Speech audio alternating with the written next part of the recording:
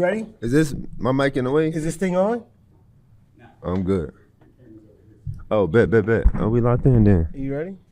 You ready? Yeah. All right.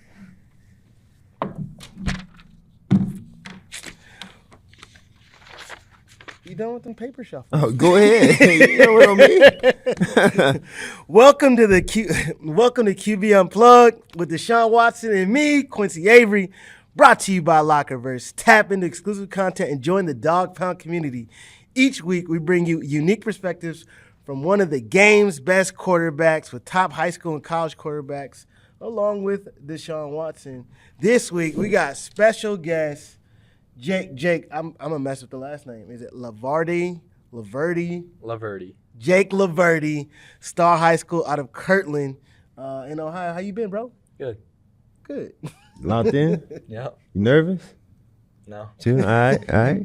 Jake, what's your record this year? Let's start there. We're 3-1. 3-1. Is it because of you, or are you just like out there just helping out? I'm just out there helping out. Man, you're supposed to be like, man, I'm out here fucking crazy. dominating. Man, I threw 280 yards week 1. I threw 300 yards week 2. Look, this is the time to flex. If there's ever one, right now. You got the girls watching. You're going to put this on your gram. You need to get right. You know what I'm saying? So this past week, what was the score? Give me a little deets. 56-0.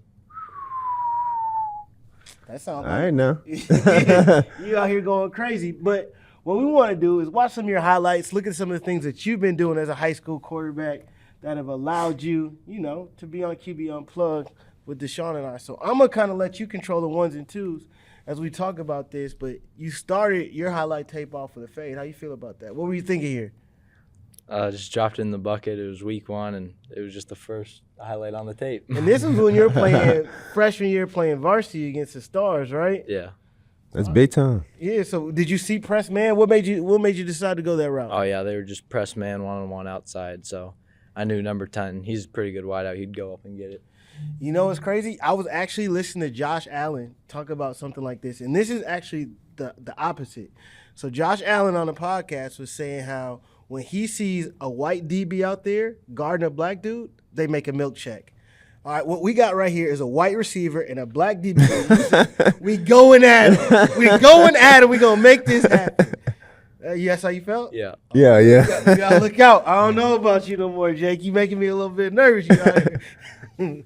But no, that's a dime. That's what you want to see. Then what you come back and do the next play? You don't know, but I know. You threw the deep over. Yep. Yeah. So what were you seeing right here? What made you think to go right there? Because that's what I always want to understand is what is in a high school guy's mindset when they go to the line of scrimmage? Well, this little quick dude, I just thought he'd get quick across the seam, and if the safety didn't jump on him, then. What coverage did you see? I was about to ask the same thing. You saw cover 3? What does this look like to you? Because I feel like on an NFL film, this would look a little bit different. I was gonna think it was some type of. I mean, I see the one eye safety. I see this corner over here, but 3 usually, the flat control guys usually on number 2.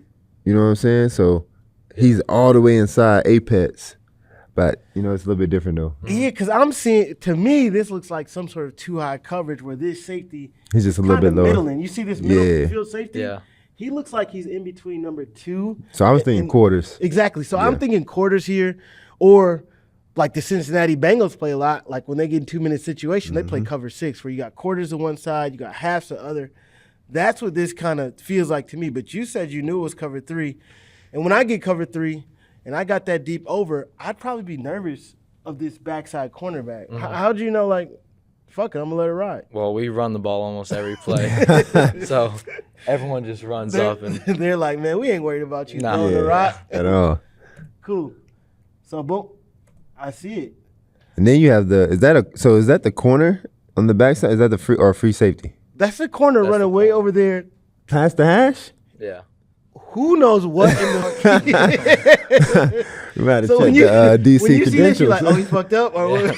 Oh, you knew. We knew. So, yeah, you got to touch a big play. Huh? Does he score right here? Yeah. Good dime. Yeah, you throw the ball on time. You make some really good Doing decisions. really well. You have great touch, too, with the ball. With the ball. So what is this, a triple I? Yeah, this is stack guy. It's just an option. Yeah. This is what I'm gonna let you control the video. Let me right. know what we should be looking at. Yeah, so here. we're in the stack die. It's just a power right option. Fake it out, and then I cut it up right there. Good move. What is this 40 time right here? Oh, that's slow. That's slow. I ain't want to say it, but I just want to ask what Yeah. we were running. I'm thinking like we'll call that a 4.8. Yeah. We'll take a As long as it gets 4.8. you in the end zone, it don't matter what you run. What we got here? We got a little play action razzle dazzle. Yeah. Is this number 10 again? Yeah. Number 10 is not. Is that the same defense from earlier? Yeah, it is. Bad eye control. Hey, I got real questions here. I have not seen a 9-man pass pro in quite some time. So is your coach like we can only throw to one guy? Well, we run the ball every play, so all these teams are focused on the run. So when we sneak a guy deep, it's gonna be open. Gotcha. Even if he's one-on-one, man-to-man coverage? Yeah. You just think number 10 is better than whoever they got. He is. He's like that? Yeah. What's his name? Give him a little love. 'cause Man, he's yeah, out you there gotta making shout all him the out. plays. Yep. Gino Blasini out there. I see you, Gino.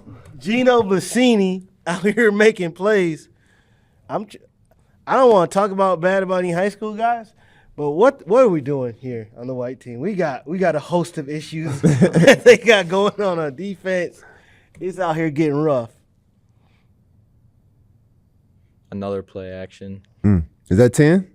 No, 10 was running the That's probably post. number 2. It's either 10 or 2. Who's this right That's here? my brother. That's your brother? Yeah, he was a senior last year. He ran the wheel out of the backfield. Gotcha. So your brother was nice. Yeah. Where is he playing in college? No, he's not. He's not. He should be with moves like that. Yeah, he was the defensive player of the year. In the state of Ohio? Yeah. Oh, For dope. our division.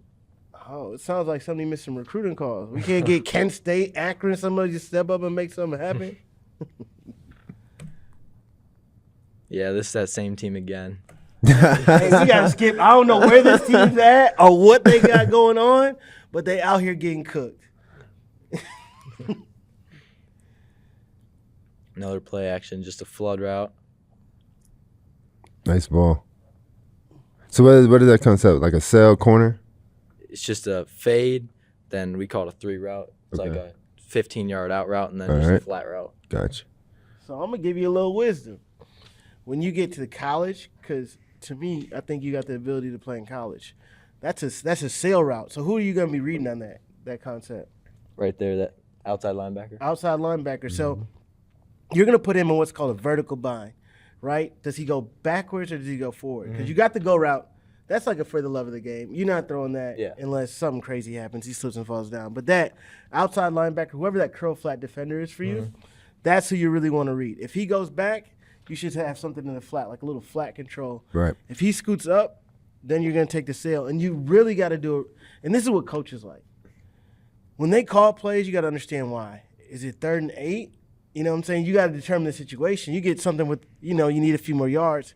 You can try and manipulate that defender. Use your eyes to get him going in the opposite direction of where you're trying to get to. You get situations No, like I definitely agree. Like if you play this out right here, I'm assuming 11, the one that's in the jet, he's the flat control. He's wide, yeah. So he's the wide, you have the cell. So you threw it on time. So, like Q was saying, on the college level, it's going to be a little bit faster. And we think you can play on the college level because you will.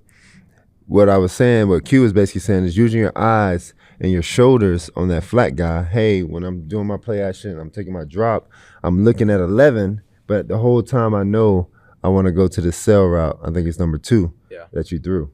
So I think it's perfect. This is good, but the next step is going to be once you get a good, defense, good flat control guy, he's going to try to bait you. Yeah.